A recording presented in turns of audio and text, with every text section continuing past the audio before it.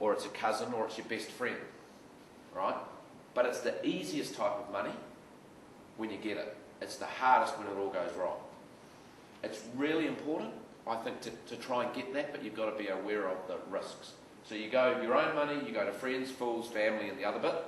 And that's networks too, by the way. I'll give you an example. Erica Crawford. Now, when she was back in 1996 with her and Kim, they probably couldn't raise any money. So they started on 20k. Now she went out with, once she gets past her restraint of trade, with a new concept of, or a new brand of wine, she'll get people falling over themselves to give her money. Most of us are in the camp of not being successful. And so we're trying to convince people to give us money for what we know is going to be successful because we have the dream. But in the eye of the receiver, who's hearing your story, they're going, how do I know they're going to be successful? There's just too much risk there. So the challenge you have in any sales process is how you convince the person that you are going to be successful with this idea. That's why it's quite easy with friends and family, because they get all emotionally a little bit confused and they back the person, you know, they like the person and they don't really think about, in a disciplined manner, can this really be successful? And they don't really want to bend you over and buy half of your business for the 100k that you need. And that's, you know, another way to look at it is if there's a leading venture capitalist in New Zealand, a guy called Neville Jordan, right? Neville Jordan is a bit of a rock star, made a lot of money, first New Zealander to ever list a technology company on the NASDAQ, and has come back and invested in a lot of businesses. He loves new businesses and loves backing them. But, you know, if you come up to him with an idea, and you know, he'll go, okay, where are you at? So you've got to do this. So that's going to cost this, and then you're going to need this amount of money, and then you're going to have to open up distribution in America, and that's going to cost this, and you know, tell you the whole story of where your business is going to go. And he'll come all the way back and say, cool, 100k in, and I want 51% of the business. You're kind of like going, wow. But the reality is he actually knows how hard it is to do what you're going to try and do. And so to value that right then at 200k is probably generous. It's probably worth even less than that. In fact, you should be paying him. You should be writing a cheque for him to help him help you. Because you'll make more money as a result of his success. And so that the point I would try and make there is your mother is not going to sit there and go, hey sonny, pay me. You know, pay me because I'm going to help you be successful. You know, you're going to come up and say, yeah, I think it's worth $500,000 because I'm going to sell it for 500 million in 3 years. It's the next Google. She's going to go, shit, that's pretty cool. I'll be able to get a new beach house, I'll be able to do this, I'll be able to do that. And she's not going to sit there and go, right, let's have the negotiation. I mean, you wouldn't really want to have a negotiation with your mother if she started going, well, what's my IRR? Who's heard of IRRs here? Anybody? Oh, really?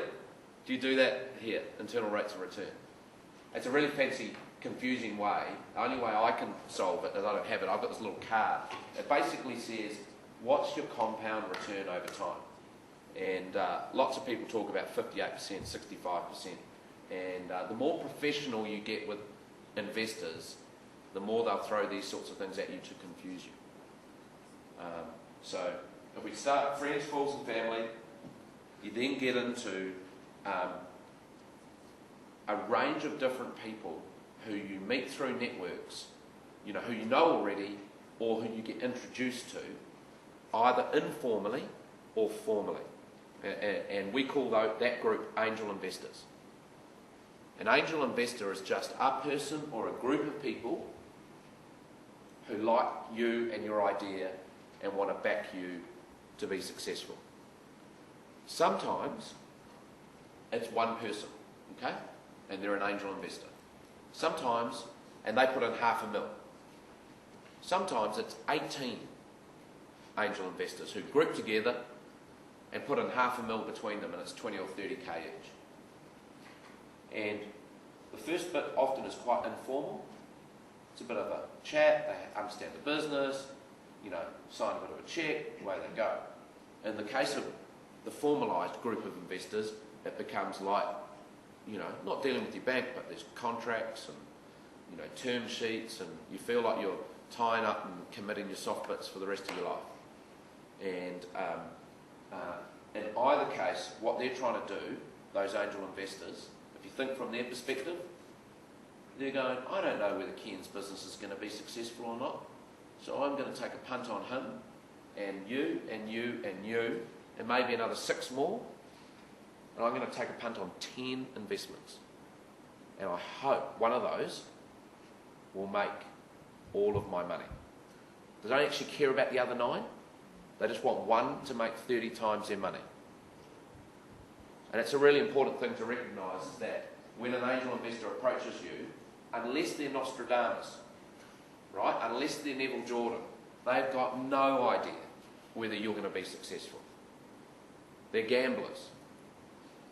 And they're going to go to the Sky City Casino and they're going to take bets on 10 businesses. And they're going to hope that one of those pays off. To give you an idea of the size of the angel market, everybody talks about the US venture capital market, and talk about them being big. The angel market in the US, and mostly around the world, is so much bigger. I think there are 50 times more angel deals done in the US and in most markets than they're done venture capital deals. And more money's put in. And why is that? Because local communities, you go to Pataru, you go to Tokoroa, there'll be a wealthy guy or girl who's got a forestry business, and one of his staff will say, I've got an idea for a new piece of machinery that'll revolutionise the saw cutting industry. And the owner will go, that's a good idea, I'll give you some cash to see if we can commercialise that. So the deal's going, there'll probably be 250,000 angel investors, individuals in New Zealand right now, writing cheques from 5k to 20 million, okay? All of those angel investors are not investing for a debt return. What I mean by that is they want a share of your company or a share of your idea. It is very unusual that they'll say, I'll give you 100k and you pay me interest on it and then give me the money back in 3 years. Because it's not worth the risk. You wouldn't put 100k into yourself on debt, unless you're going to university and using it for a student loan. But they all want a share of the idea. The next group on, so all of those people are investing their own money, okay? The next group is the venture capitalists, and they're investing, that starts to get a lot more serious and business orientated, like really serious, but they're investing other people's money. And essentially what happens is with venture capitalists, they go out to the market, they say, we're really successful business people like Neville Jordan, and give us some of your money and we'll invest it for you. They raise 100 mil, and then they go invest in about 10 to 15 companies.